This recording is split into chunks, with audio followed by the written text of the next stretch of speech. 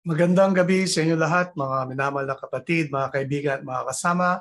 At welcome po sa ating online Bible study sa gabing ito.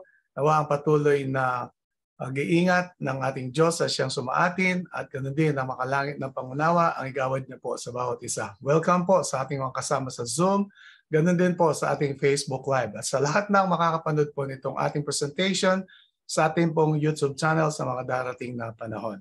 At sa oras po ito ay aking inihiling na tayo po ay sama-sama sa isang panalangin.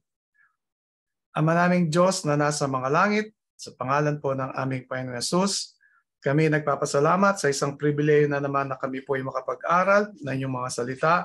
Nawa kami inyong samahan at maging bukas po ang aming puso't isipan sa mahalagang bagay na aming pag-aralan sa pamamagitan po ng banal na kasulatan at ganoon din po Diyos ng inyong karunungan at naway pagpalain po ang programang ito, lahat na makakapanood po nito, patawarin kami sa aming mga pagkukulang, pagkakasala laban sa inyo, ito po ang aming dalangin, alang-alang sa banal na pangalan ng aming Panginoon Hesus. Amen. Sa muli po ay welcome ang bawat isa. Ito po muli ang inyong lingkod na makakasama sa gabing ito, Brother Roland de la Paz.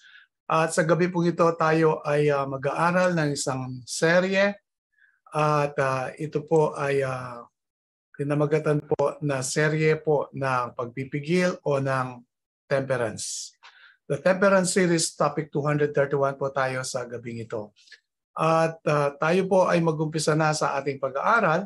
Umpisahan po natin sa talata na mababasa po sa Galatians chapter 5 verses 22 and 23. Ang sabi po ng Bible, but the fruit of the Spirit is love, joy, peace, long-suffering, gentleness, goodness, faith, meekness, and temperance. Against us, there is no law. So magkikita po at mapapansin natin dito, ito isang package, kaya sinabi niya po yung fruit of the Spirit, in the fruits of the Spirit. At mapapansin din po natin, ang huling bunga ng banal na Espiritu ay ang temperance, na ito po yung topic natin ngayon. Sa makatwid, maunawaan po natin na ito'y wala sa atin, at ito nga ay bunga ng ating ng banal na Espiritu at ito'y makakamtan lang po natin kung ating tatanggapin ang ating Panginoong Jesucristo bilang tagapagligtas at ganoon din ating hilingin ito na may kapakumbabaan at ating pagsumikapan na tayo makasunod po sa Kanya sa pamamagitan din ng Kanyang biyaya. So muli, ang temperance is the last fruit of the Holy Spirit. By definition, ang temperance po ay masasabi natin is a moderation in all that is healthy or helpful and abstinence from all that is harmful. So, ibig sabihin, kung kahit kumain po tayo ng healthful na pagkain o masustansyang pagkain, kailangan po ay katamtaman pa rin. At ang sinabing abstinence ay iwasan po natin ang lahat po ng mga harmful o makakasama sa ating kalusugan. Kaya napakahalaga na ating malaman kung ano po yung healthy or helpful at kung ano po yung mga harmful o nakakasira sa ating kalusugan. So ito po ang pinaka-simpleng definition. Pwede natin tunghayan pa po itong iba pang mga definition ng temperance. When used in the context of health, it has three very distinct meanings. Yan po. Kung daw pinag-usapan sa temperance ang kalusugan, meron po siyang mga tatlong mahalagang kahulugan. Una, moderation in the use which is good or helpful. Total abstinence of which is harmful, and self-restraint. So sa mga tweet yung huli po, sabi self-restraint, pagpipigil sa ating sarili sa mga ganitong uri pagkain. Maging healthy po siya o maging harmful po siya, kailangan po natin yon. And then isa pa po, more is not always better. Work, exercise, rest, eating, sunshine are all beneficial and necessary. Ibig sabihin, kung tatagalugin natin, hindi lahat po ng marami ay mabuti. Katulad daw po sa trabaho, pag-ehersisyo, sa pamamahinga, pagkain o maging ang sikat ng araw, ay ito po ay napakahalaga sa ating kalusugan. But any of them taken to extremes becomes harmful. Subalit kung ito naman po ay sobra o kulang, extreme nga po, ay ito po daw ay magiging harmful sa atin, hindi makakabuti sa atin. Overeating is detrimental even of healthy foods. Kaya kapag sumobra tayo sa pagkain, maging sa mga masustansyang pagkain, ay ito rin na hindi makakabuti sa ating kalusugan. Exercise is indispensable to living healthfully, but overexertion can cause injury. So tayo po nire-require din po ng regular or daily exercise, pero kung ito po naman ay sumobra, ay hindi rin po mabuti. So ito po ay napakaganda rin na definition o pakahulugan po ng tinatawag na temperance. Kaya nawa ay maunawaan natin lubusan ang mga bagay na ito. Kung tunghayan naman natin po, espiritu ng hula, excessive indulgence in eating, drinking, sleeping, or seeing is sin. Kaya, ayun po, pag sinabing excessive indulgence, sobrang pagpapalayaw po sa pagkain, sa inumin, o sa pagtulog, o maging sa panunood, ito po yung kasalanan. The harmonious, healthy action of all the powers of body and mind results in happiness. And the more elevated and refined the powers, the more pure and unalloyed the happiness. So yan po, ang maganda, kung daw ang ating gagamitin yung ating mga senses sa paglasa, pagkain, o maging sa ating pong mga pinapanood, tinitingnan, binabasa, at ating pong iangat ang ating mga paningin sa mga bagay na mga langit ay magbubunga o magre-resulta po ito ng kasiyahan or happiness. No? So, temperance muli, mapapalo po dyan, ay isa po dito sa mga pictures na makikita natin, clockwise, caffeine, kung ano man po yung pagkain o inumin na meron pong caffeine, katulad po ng kape, black teas, yan. Yung pong diet, nabanggit na kanina, alcohol. Ang alcohol po, kapag ito po ay pinag-usapan sa base sa banal na kasulatan, ito po ay kailangan mag-abstain dahil ito po ay di makakabuti sa atin. At alalahanin natin yung wine na sinasabi ng Bible, merong fermented and unfermented wine. Kaya yung first miracle of Jesus Christ in the wedding at Cana, yun po ay unfermented wine. Kaya napakasarap pa sa panlasa ng mga tao. At siyempre ay hindi po gagawa ng nakalalasing. Dahil mismo ating Panginoon sa banal na kasulatan, Proverbs chapter 20 verse 1, ang sabi po, wine is a mocker. In other words, hindi po kukontrahin ng ating Panginoon ang kanyang mga salita. So alcohol, total abstinence po dyan. And then tobacco, total abstinence. You work yan po in moderation, no? At yan nga, yung caffeine, total abstinence. Yung diet po natin, kailangan nating bantayan. So yun po ay pwedeng mga ilustrasyon o mga halimbawa kapag ating pinag-usapan ang temperance o pagpipigil. Sa 1 Corinthians chapter 10 verse 31, ang sabi po ng Bible, therefore, whether you eat or drink or whatever you do, do all to the glory of God. Kapag ikaw daw ay kumakain, umiinom, anuman ang iyong ginagawa or lifestyle, no? Do all to the glory of God para sa kaligayahan, kaluwalhatian ng ating Diyos. Kaya kung bigyan po natin pansin ito, maintindihan natin na iniingatan tayo ng ating Panginoon. So maging maingat po tayo sa bagay na ito. At ating pong tunghayan ang susunod na slide natin. Ito po ay yan. Ang sabi po dito ay the head, yan po, no? The best liquid possible to cleanse. Yan po.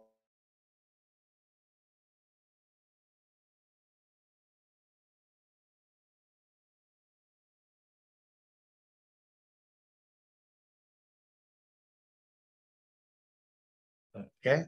So po, no? So pagpapatuloy po tayo, the best, yan po, liquid possible to cleanse, no, the tissues. Ito nga po ang tubig, no? Ito nga po ang water, no?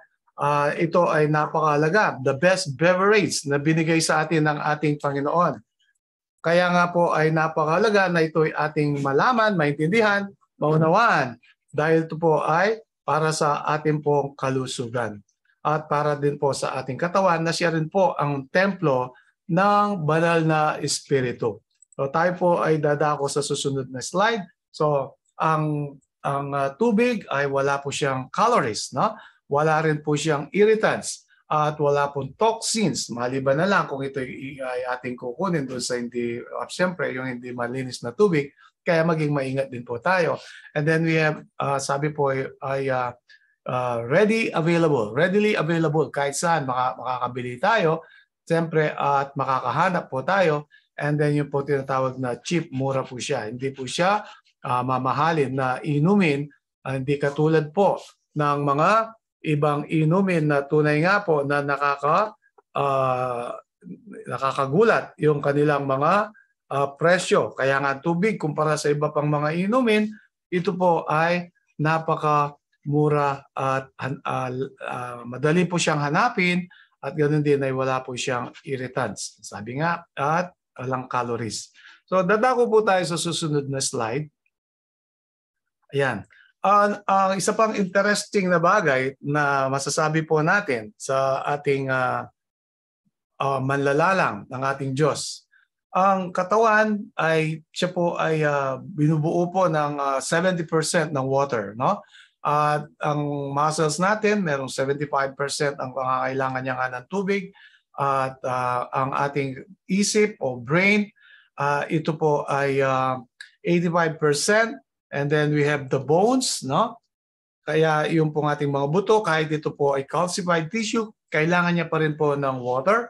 And then we have blood, yung ating dugo is 90%. Alam natin, bawat bahagi ng ating katawan, most especially yung mga malalambot na bahagi ng ating katawan, ito po ay meron pong dugo. Although ang ating mga buto, meron din dugo, at maliban po sa mga buhok, sa mga kuko, no? Yung exoskeleton na tinatawag. So, yan po ang isa pang nakakamangha, 70% of water of our body weight, yan 70%. At mapapansin din po natin, ang mundo na ating kinagagalawan ay meron din po siyang 70% na tubig. So, yung pong manlalalang talaga natin ay napaka dakila at tunay nga na napaka pantas.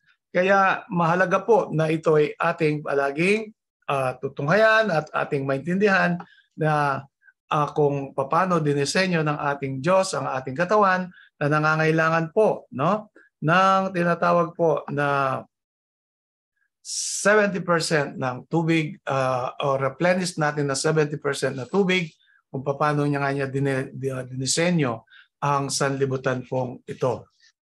Ay napakahalaga kung ating pong lubusan din na maintindihan. Kaya pasalamatan natin ang ating Panginoon, mga minamahal na kapatid, sa mga tulad po nito. Tayo po ay magpapatuloy sa ating pag-aaral. Yan. So, importance of drinking water. Ano naman ang kahalagahan po ng pag-inom ng tinatawag po na tubig, no? Yan nga, yung ininumin na tubig. Siyempre, sa panahon natin ngayon, mayroong mga tubig na hindi na malinis para sa ating pag-inom. Kaya usually, ito kapag hindi safe sa pag-inom, sinasabi nilang unpotable water, hindi naman itong panghugas o panligo. So kapag naman po malinis siya, yung drinking water nga, ang kanyang mga kahalagaan, ayun po, it improves blood circulation, yung ating digestive system ay kanyang tinutulungan, ang ating pong respiration, yung ating pong lungs, paghinga, and then it lubricates the eyes, joints, and muscles. So siya po ang nagbibigay po ng lubricant para hindi po magkaroon ng friction o hindi matutuyo ang ating mga mata, yung ating mga joints, kasukasuhan, ganun din ang ating mga muscles. Yan po, no? So, sa pagpapatuloy, limang importance of drinking water, yun nga po yung it controls the appetite. Halimbawa, ay ayaw mong magpabusog. Usually, iinom ka ng 1-2 baso bago ka kumain. Mamaya, ipag-aaralan po natin yan kung gaano kahalaga po yan at paano po natin masasabi na ito po ay ang tama na pamamaraan ng pag-inom. Okay, so it controls the appetite at ganoon din it controls body temperature. And then it relieves mental fatigue. Kapag palagi kang nag-iisip, nagbabasa, nag-aaral, palagi pong mental ang pinag-uusapan, ayan po, pag uminom tayo ng tubig ay makakatulong po yan sa atin ng lubusan. Pong nasabing helps to eliminate waste. Yan po. So, yan po ang ilan lamang sa mga kahalagahan po ng pag-inom ng tubig, ng malinis na tubig. So, kapag yan po ay ating masunod, ay tunay nga po na napakahalaga po ng makakamtan natin mga benefits o advantages sa pag-inom po ng malinis na tubig. At ano pa po ang pwede natin pag-usapan? Ito pong ating kidneys, no? Ang ating mga bato. Ito po ay nangangailangan din po ng tulong mula sa ating pag-inom ng tubig. So kidney needs to filter all the blood 400 times every day.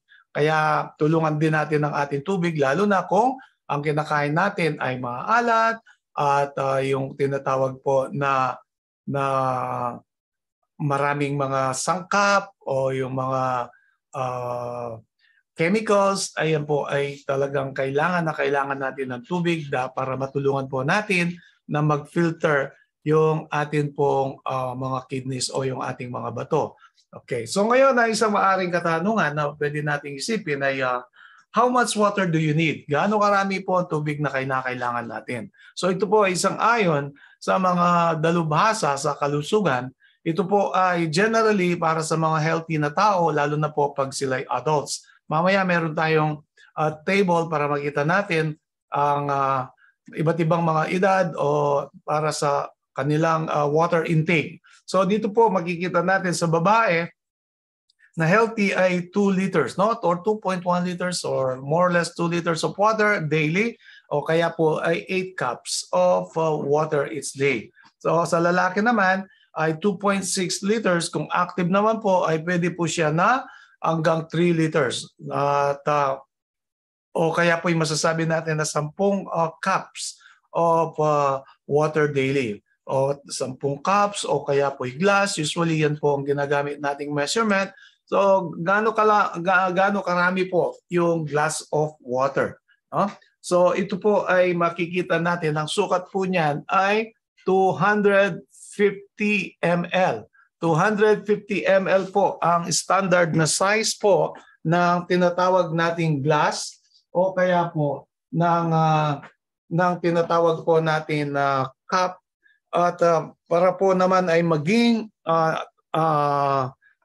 tama ang ating pong water intake. Kaya yan po ay napakahalaga, mga minamahal na kapatid, mga kaibigan at mga kasama, para at least makamtan po natin yung tinatawag po na pangangailangan po natin sa tubig na ito'y pinagkaloob sa atin ng ating Panginoon.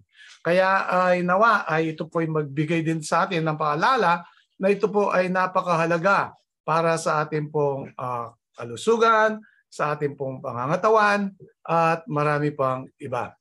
So tayo po ay magpapatuloy. Daily water loss from body.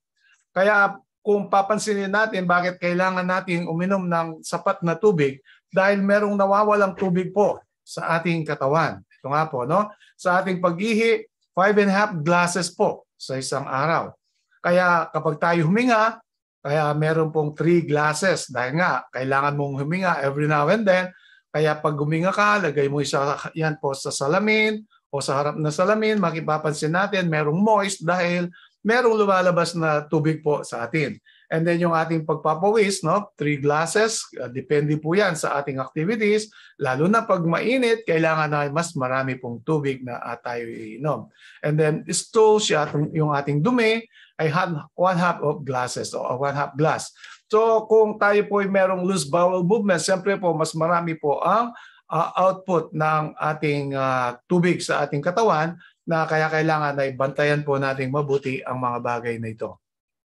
So, sources of water naman. Maliban po sa ating iniinom na drinking water, 8 glasses, at least 8 glasses for 250 ml na measurement, and then yung ating pagkain, lalo na kung yan po ay gulay o prutas na merong yung succulent na o juice, masabaw po sila, ay 2.5 glasses. And then po yung, siyempre yung metabolism, yung conversion po ng ating pagkain para po ito ay magamit ng ating katawan. And then, tungayan naman po natin yung puso at ang ating mga bato. Patient with heart and kidney failure cannot drink too much water because it will cause water retention. Kaya kung meron na po tayong sakit na katulad ng mga nabanggit, ay minsan ay kontrolado po o pigil po ang pag-inom ng tubig dahil nga po ito ay hindi rin makakadulot po ng mabuti sa atin. So bakit nagkaroon ng heart and kidney failure or diseases? Isa pong dahilan din ay hindi po umiinom ng sapat na tubig sa isang araw. So kaya wag na nating intayin pa ang mga pangyayaring ito upang hindi po tayo dumating sa punto na kontrolado po ang kailangan nating tubig o mainom nating tubig. So paano natin na malalaman din na kulang na po yung tubig sa ating katawan? Does your body lack water? Yung pong tingnan natin unang-una, yung pong kulay ng ating ihi. So color of our urine. Yan po. So merong an antidiuretic chemical is released from pituitary gland. So kasama po yan sa endocrine gland na isa sa mga system o sa mga endocrine system na ito po isa sa mga sistema ng ating katawan, ng human anatomy. Kaya nga po ang tao is fearfully and wonderfully made. Ang Panginoon lamang po ang pwedeng gumawa ng lahat ng mga bagay na yan. Kaya pasalamatan natin ang Panginoon, no? At purihin natin sa kanyang kabutihan at ganoon din ay paano niya ginawa ang ating pagkatao o yung ating komposisyon ng ating pagkatao at naging maganda po ang relationship ng bawat sistema o ng ating mga organs sa isa't isa. Kaya ay makikita natin talaga ang Diyos ay napakapantas at napakatalino at alam niya lahat kung ano makakabuti sa atin. At katulad ay ito po ay napakahalaga na ating matutunan. Kung ating pong pag-aralan ang banal na kasulatan sa creation sa Genesis chapter 1, isa po sa talagang binigay ng Panginoon sa atin bilang sa ating magandang kalusugan ay ang tubig. Ano po? At tayo magpatuloy sa ating pag-aaral. Signs of dehydration. Paano natin malalaman na tayo po ay nagkukulang na ng tubig o dehydrated o kulang na sa tubig? Kapag nakakaramdam po tayo ng pagkauhaw, thirsty, o kaya thirst, no? And then kapag sumasakit din ng ulo, headache, no? Constipation, pagtitibi, hindi ka makapagdumi ng maayos. And then yung fatigue, madali kang mapagod. And then yung balat po natin, dry skin, maliban po sa ating mga mata, mahirap po kumurap dahil kulang sa tubig. Yan po ay signs of dehydration. Simpleng signs of dehydration, kapag yan po ay na-experience, naranasan na po natin, kailangan na nating uminom ng sapat na tubig, maliban na lang sa mga extraordinary cases o mga sa may sakit nga ng puso at sa kidney na katulad ng nabanggit kanina. So ano pa po ang pwede nating pag-usapan? Kung titingnan niyo po ito ay kamelyo, dalawang kamelyo. No? So thirst is not an accurate indication. Katulad ng mga kamelyo, lalakad sila ng malayo sa isang disyerto, ay nakakalakad po sila ng malayo kahit hindi uminom ng tubig. So biglang po sabihin itong ilustrasyon na ito, hindi palagi kapag ikaw ay nauuhaw, ay ikaw ay nangangailangan na ng tubig. Hindi po, no? Katulad po ng nakikita natin. So human usually replace only about 2/3 of their need. So yan po ang nagiging pagkukulang natin. Hindi natin namamalayan dahil hindi tayo nauuhaw ay ang ating pong naiinom lamang para palitan yung tubig mula sa ating katawan ay nilabas ng ating katawan ay 2/3 lang po daw, no? So nagkukulang pa po tayo na tinatawag po na tubig pa na intake. Kaya kung sumobra naman din po ang tubig ay siyempre ay alam din po natin na hindi rin po ito makakabuti, kaya nga po ang temperance ay yung pong moderation and all that is helpful. Otherwise, kapag sumobra naman tayo sa tubig, magkakos naman po ng hyponatremia o bababa po yung sodium content ng ating katawan. Kaya kailangan ay hindi po extremes. Kailangan ay eksakto as much as possible. Depende po yan sa ating mga physical o kaya po yung mga activities po natin. Kahit na kapag hindi ka gumagalaw, walang physical na activities, kapag naman mental activities, the more we need also po ng tubig. Dahil nga po ay ito ay makakatulong po sa atin. So, a right and wrong use of water. So ito po isa sa mga basic na pinag-aaralan o tinuturo sa atin upang mapanatili po natin ang ating kalusugan. Ang kadalasan kapag tayo kumakain, ang gusto nating inumin ay malamig o kaya umiinom tayo habang kumakain. Pakinggan po natin ito. Many make a mistake in drinking cold water with their meals. Marami daw po nagkakamali na umiinom sila ng malamig na tubig habang sila'y kumakain. Taken with meals, water diminishes the flow of the salivary glands. Kapag daw tayo kumakain at tayo uminom, ay lumalabnaw po yung ating tinatawag po na mga enzymes, na digestive enzymes. Isa po dito yung salivary glands. Kaya ay maari pong maantala ang paglabas ng ating laway mula sa ating salivary glands, na ito po ay isang napakahalagang sangkap upang magkaroon tayo ng mabuting pagtunaw o good digestion. And the colder the water, the greater the injury to the stomach. Habang lumalamig po ang ating tubig na iniinom, lalo pong magbibigay po ng sakit sa ating pong mga tiyan.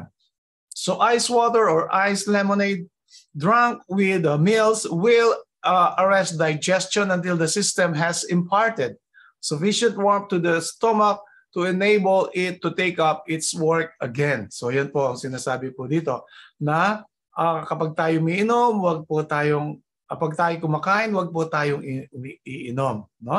Dahil nga po yung mga digestive enzymes nandiyan po sa ating stomach, sa loob ng ating tiyan, na kapag tayo kumakain, lumalabas po yan, yung insulin o kaya po yung hydrochloric acid, pepsin, marami pa pong iba na mag-digest ng iba't ibang uri ng pagkain. Ano po?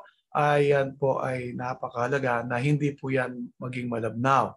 Pag kumain ka ng fatty foods, kailangan po natin ng bile, maglalabas po ang ating liver to the gallbladder para po yan po ay matunaw niya, malusaw niya. Pero kapag meron tayong ininom na tubig, hindi po yan malulusaw.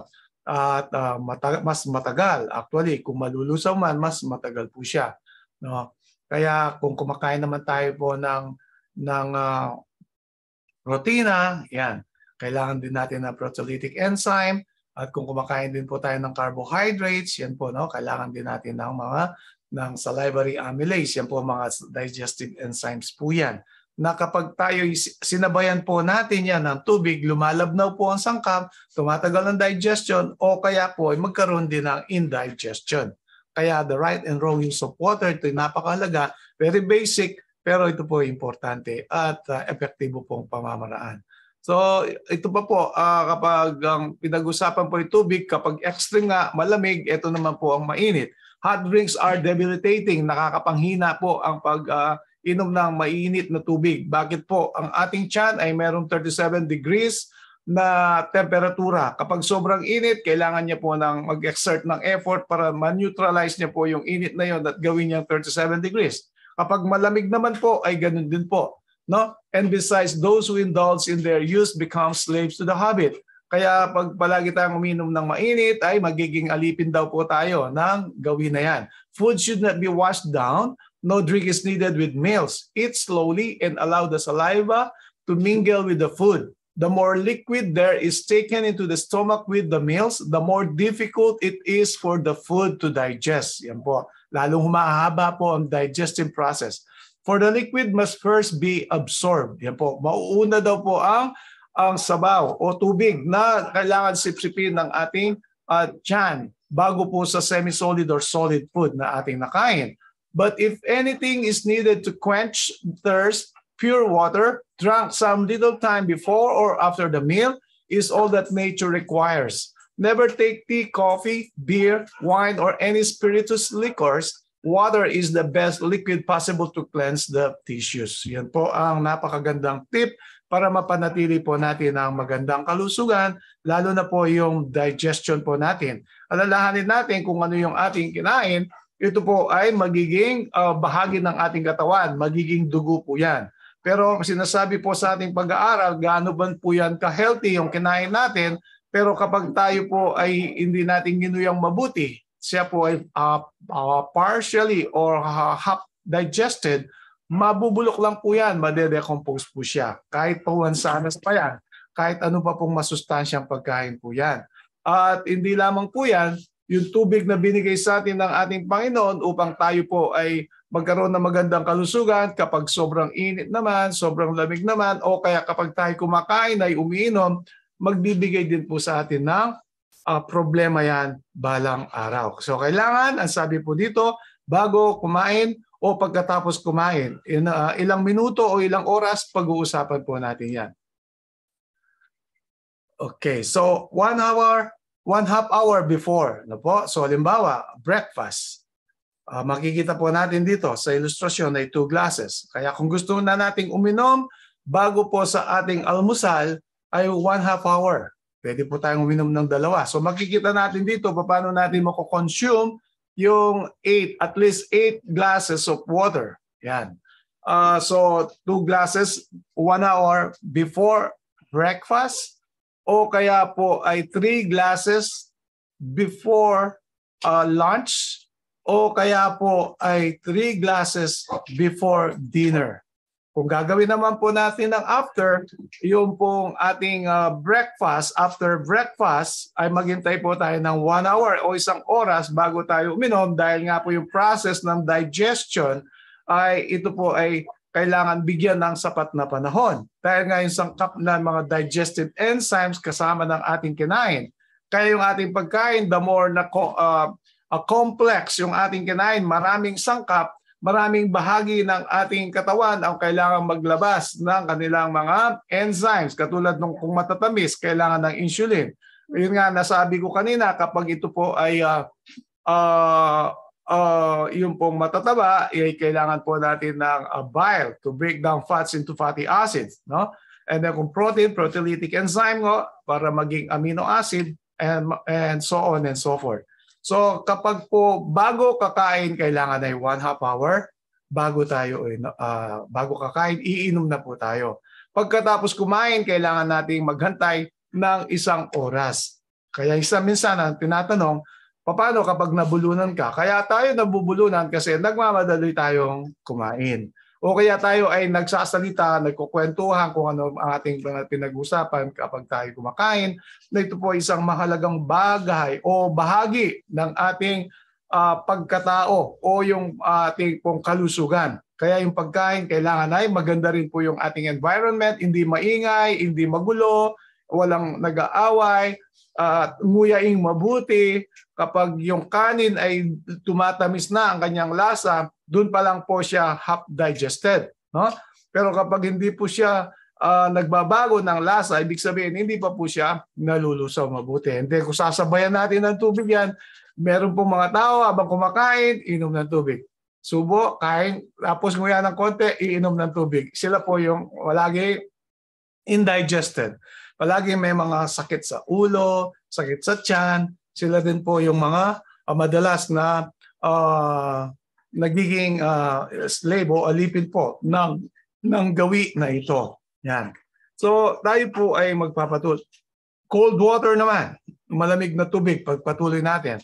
It diminishes the body's thirst signals. Kaya kapag daw tayo ay umiinom ng malamig na tubig, ay parang nawawala po yung pagkauhaw natin o yung mga hudyat na kapag tayo ay nauuhaw na. Thirst signals. And it injures the stomach by decreasing the surface blood in the stomach and requires extra body energy to bring it up to the functional body temperature na nabanggit ko na kanina.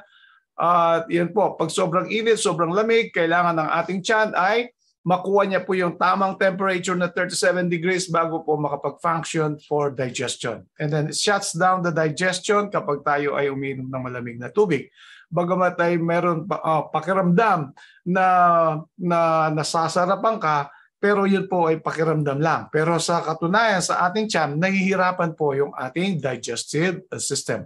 So it shuts down the digestion if taken at mealtime. So it dilutes the enzymes and delays digestion. So yun po ang nangyayari kapag tayo umiinom, both ng mainit at ng malamig na tubig. Kaya kailangan ay maging maingat.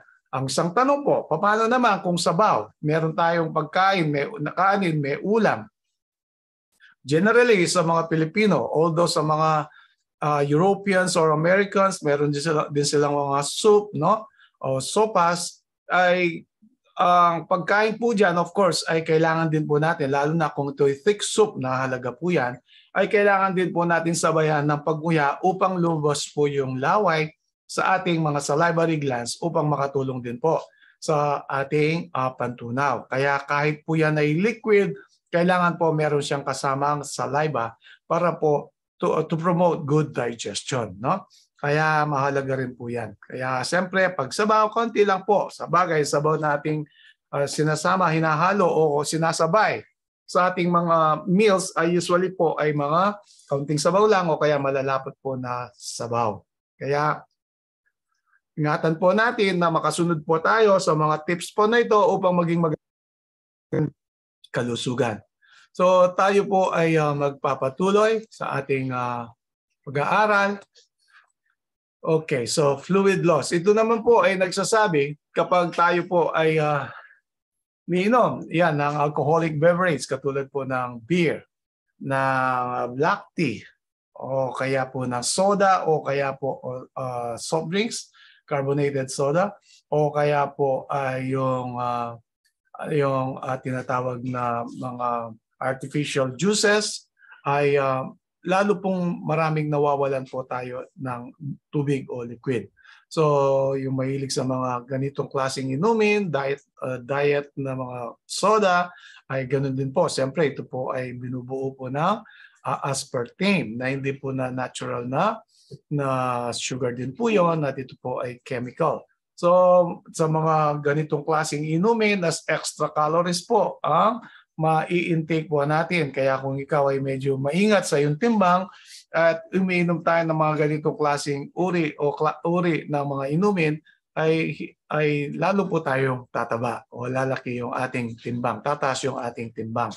At maliban po doon, kapag umiinom tayo ng mga ganitong klaseng inumin, ay magkakaroon po tayo ng acid secretion, no? Lalo po tayo magiging acidic. No wonder maraming mga acidic sa mga tao sa panahon natin ngayon dahil po ang iniinom natin is more on acidic na inumin. Maliban po yon, ay kumakain din po tayo ng mga acidic na pagkain. Ano po yung acidic na pagkain? Minsan ay matamis sa ating mga bibig katulad ng candies, cakes, and ice cream. Pero pag labas po, reaction sa ating urine ay nagiging acidic. Kaya hindi po lahat ng matamis, ito po ay tinatawag na hindi acidic. So actually, mas maraming acidic na pagkain sa mga matatamis. Okay, so maging maingat din po tayo dito. At kapag tayo naman po ay umiinom nga po ng mga carbonated soda or soft drinks, meron po yung phosphoric acid na sangkap. And it tends to deplete the body's calcium supplies and leads to osteoporosis. Kaya ano daw po ginagawa ng phosphoric acid? Ay kinakailangan po ng calcium para siya ma-neutralize. Yun nga po ay ito'y unwanted na pangangailangan. Hindi kinakailangan na maglabas po ng calcium ng ating katawan. At ang nangyayari ay kapag meron tayong nainom o nakain na phosphoric acid, yan po, mababawasan, nawawala yung calcium sa ating katawan, na ito rin po ang dahilan kung bakit merong osteoporosis na cases sa panahon natin. So maliban po doon, ang 8 ounces na carbonated soda, maliban sa phosphoric acid, mataas din po ang content na sugar. So 1, 2, 3, 4, 5, 6, 7, 8 teaspoon of tinatawag nating sugar, lalo na kung ito po ay white sugar. Siyempre, hindi naman po yan magiging makikitain ng mga gumagawa ng mga ganitong klaseng produkto, kaya kailangan nila ng saccharin, kailangan nila ng magic sugar, which is more harmful. Siyempre, bibilin mo isang 8 ounces o 355, 12 ounces, 355 ml na milliliter na soft drinks o carbonated soda. Pagkatapos maglalagay po sila ng kutsarita, 8 to 10 teaspoons of sugar, ay hindi po nila ito mabebenta ng mababa. Kundi kaya kinakailangan din po nila ng tinatawag po na matatamis na sangkap katulad nga ng saccharin, which is sometimes considered to be 200 times sweeter than table sugar. Kaya ito po ang nangyayari, kaya maraming sakitin din po sa panahon natin ngayon. So ito po ay mga karagdagang kaalaman para po sa ating kapakanan at sa ating magandang kalusugan. So drink more water. Inom po tayo ng mas maraming tubig kapag tayo ay nasa lugar na malamig o yung ang kwarto natin ay air conditioned, no? Kapag mataas po yung ating lagnat, nangangailangan po ng tubig yung ating katawan. Kapag tayo po ay nagsusuka o kaya ay nagdudumi, nagtatae, diarrhea or loose bowel movement, marami pong liquid na lumalabas, kailangan nating uminom din ng maraming tubig. And then yung hard physical work, activities, no? Kung ikaw ay farmer, kung ikaw ay karpentero, mason, o kaya ay pinagpapawisan ka ng marami, kailangan ay dagdagan natin ng tubig. Kapag masyadong maalat yung ating kinakain, kailangan din nating dagdagan ng pag-inom natin ng tubig para lumabas po yung asin o sodium chloride sa ating katawan. Alam natin ang sodium, ito po isang sangkap na magkakaroon tayo ng muscle contraction, kaya pag kumain tayo ng sobrang asin, ay yan po ay magpapabilis ng pintig o contraction ng ating puso. No? And then yung breastfeeding, kung ang nanay ay nagpapa-breastfeed, kailangan niya rin po ng karagdagang tubig sa kanyang pag-inom. So, how much water should you drink a day? O yan po, depende sa timbang, your weight in kilograms and daily norm of water in liters. Kaya kung meron kang timbang na 9 kilograms, 0.25 liters. Kung merong 18 na kilograms, ayan po, at 0.5. And then, and so on and so forth, ang halimbawa, nandiyan ka po sa 54 na kilograms, ayan po, 1.5. And then, nandiyan ka sa 90 kilograms, 2.5. So, pwede nyo pong i-consider ito. Pero kung nandiyan na tayo sa adulthood, yung pong sa babae ay 2 liters or 2.1 liters at sa lalaki, 2.6 hanggang 3 liters per day, depende sa kanilang physical activities or mental activities. Yan po. So ito po ay isang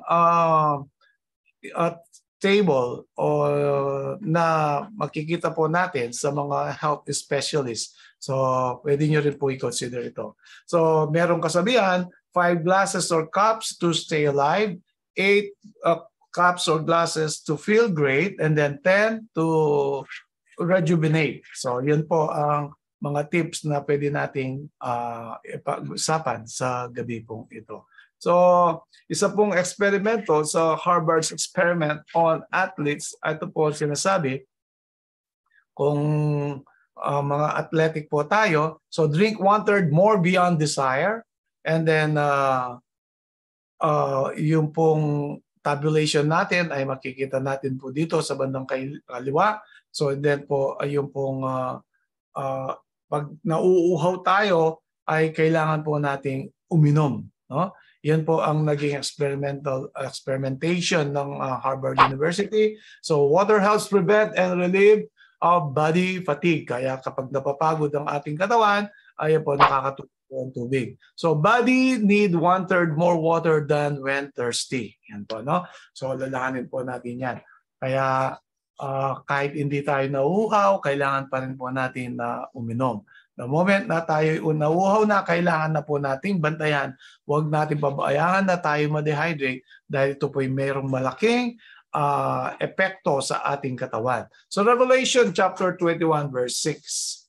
Ang sabi po ng Bible, and he said unto me, it is done, I am Alpha and Omega, and the beginning and the end. I will give unto him that is the thirst of the fountain of the water of life freely. So alam po natin, ito ay tumutukoy na spiritualidad na kung tayo po'y mauhaw sa mga bagay na spiritual, ang ating Panginoon ay andyan po siya palagi.